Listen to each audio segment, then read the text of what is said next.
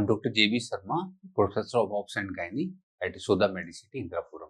So today we'll be discussing in two classes. Separately we'll discuss endoscopy in obstetrics and gynecology.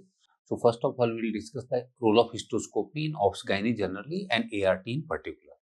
So what is hysteroscopy? Hysteroscopy is an endoscope used to visualize the uterine cavity and to perform various intrauterine procedures. It was introduced by 1869 by Pentadian and minimal invasive procedure, day care, office procedure. It is done during pre-ovulatory phase when endometrium is thin and bleeding is likely to be minimal.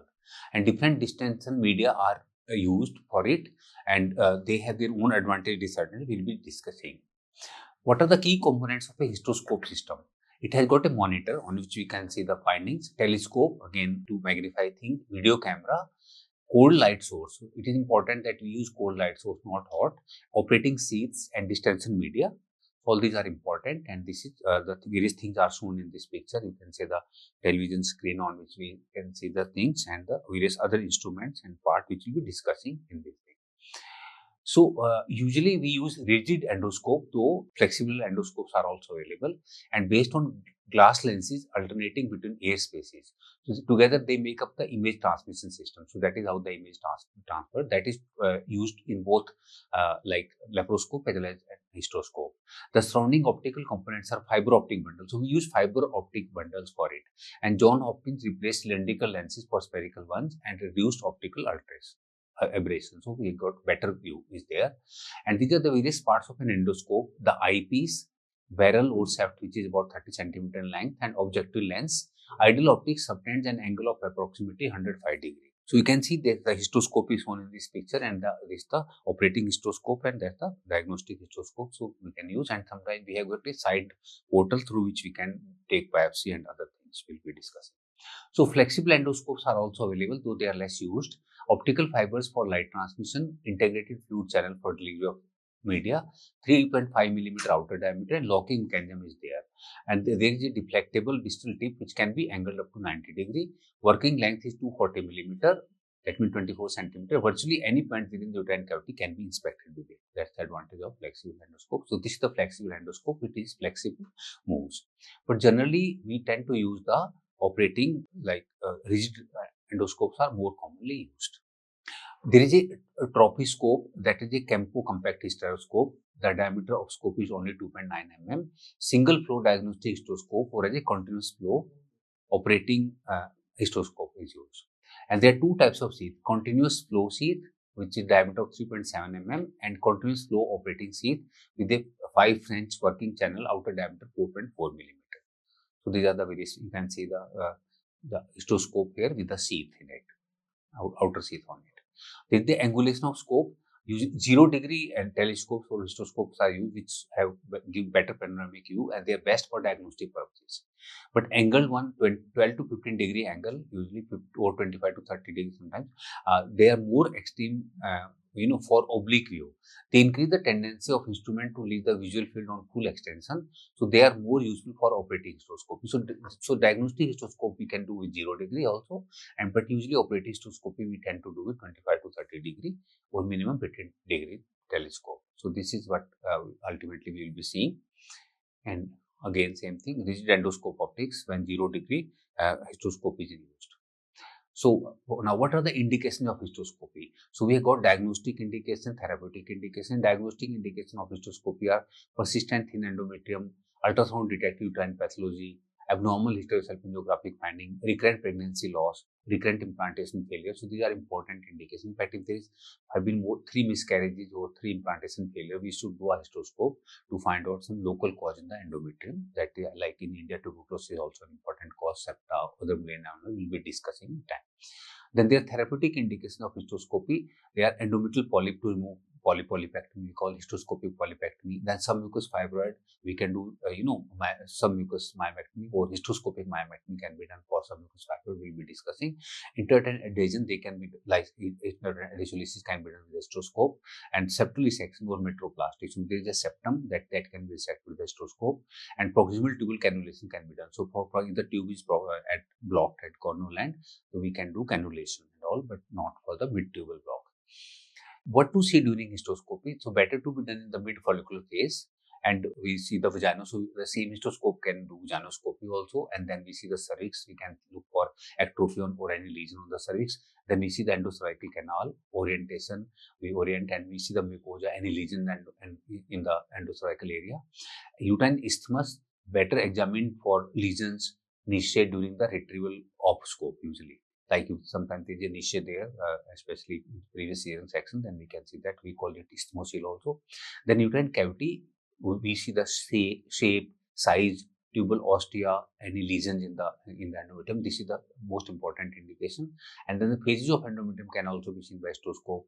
We can see the thickness of the glands, vessels, inflammatory pattern, if any, and any sign of atypia or malignancy is also seen. So it can be varied discussion. So this is a slide of normal endometrium. We can see how it is seen on histopath examination on the first two slides, and the right hand side we can see the endometrium. And usually, if you see in this case, there at the white arrow we can see endometrial glands are there, and then red arrow will in this case it shows the endometrial vessel. So we can see the endometrial vessel, we can see endometrial glands in a normal this thing, and stromal cells fill the space between glands and vessels.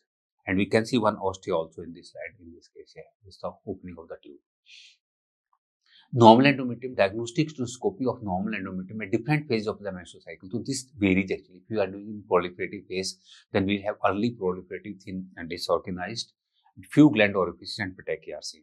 If you see the mid proliferative phase, then we have to, like in this case, so this is slightly thicker pinkish with physiological edema is there. This is the in mid proliferative phase. If you do late proliferative phase, in this case, then slightly less thick due to subsided edema, yellowish pinkish color is there. And if you do in the luteal phase, then it is much thicker edema and mucosal folding are also there. So this is important that which phase of the cycle we are doing it. Normally we tend to do in the post-menstrual phase, that in early proliferative phase when we can see better. Then in this case, the various endometrial appearances can be starry sky appearance or atrophic endometrium. This can be seen sometimes in tuberculosis or other conditions. Strawberry endometrium usually seen in secretory endometrium, and tongue-shaped projection, that is endometrial polyp. So you can see a polyp here which can be removed also in the same way.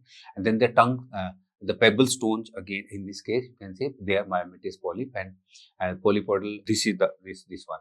And then the polypoid endometrium, endometrial hyperplasia we can see, and then cerebroid endometrium. This is the malignancy, so you can see growth there. So that looks like a cerebroid shape. We call it. So it's an endometrial carcinoma. This is endometrial hyperplasia, and these are polyps like that. So then adenomyotic endometrium sometimes can be seen. So consensually accepted signs for adenomyosis are the deposed base pattern, focal defects in atrophic endometrium. You can say there are focal defects there, and then the focal is surrounded by strawberry type of aspects. And then the fibrous cystic appearance of intrauterine lesions can be seen, hypervascularities can be seen, and there is some mucosal hemorrhagic cyst sometimes, and which can be punctured also, and then you can see blue color coming out from them. This one. Right. So these are small blue color lesions. So they are more specific of adenomyotic endometrium. Then endometrial hyperplasia, we can these are the risk factors: anovulation, uterine fibroid, uterine polyps. Then medication that contain estrogen, so they can cause endometrial hyperplasia. So usually the morphological epithelial patterns suggestive of atypical endometrial hyperplasia requiring attention of sampling. We can say so. This is irregular surface in this case, and then heterogeneous colors are there. And sometimes yellowish and whitish cotton candy lesions can be seen. And when we do endometrial resection, we can say friable hemorrhagic tissue, both at histoscopic manipulation and macroscopy. So we can see this one. So we have resected it. So that's in endometrial hyperplasia. And in histopathologically, endometrial hyperplasia can be like in proliferative endometrial hyperplasia without atypia. That is a normal finding. We can see. If it's secret endometrium or without proliferative endometrium without hyperplasia, then we can just give tranexamic acid to the patient for bleeding. And if it's there endometrial hyperplasia without atypia, then we can give progestogen to the patient like norethistone, etc. treatment. And if there is endometrial hyperplasia with atypia on histopath, then patient needs hysterectomy with or without valid lumpectomy. And if there is endometrial carcinoma, then of course complete treatment of endometrial carcinoma is done, as we will discuss in the that cancer chapter. Now, this is the inflammatory endometrium. Classical acknowledged signs for endometrial inflammation are micropolyps. Like we can see small micropolyps, they have a sign of endometrial basically inflammation. Strawberry aspect can be seen. You can see the hyperemia basically. Hyperemia as in this slide, and then stromal edema can be there, and then can be hemorrhagic spots, And in this case, you can say micropolyps are there, like this micropolyp and the micropolyp here. So micropolyps is stromal edema and hyperemia in the fundus. So these are the changes of inflammation which can be seen in the endometrium. And then in case of chronic inflammation like tuberculosis or such similar conditions, then the endometrium, you can see the endometrium on them.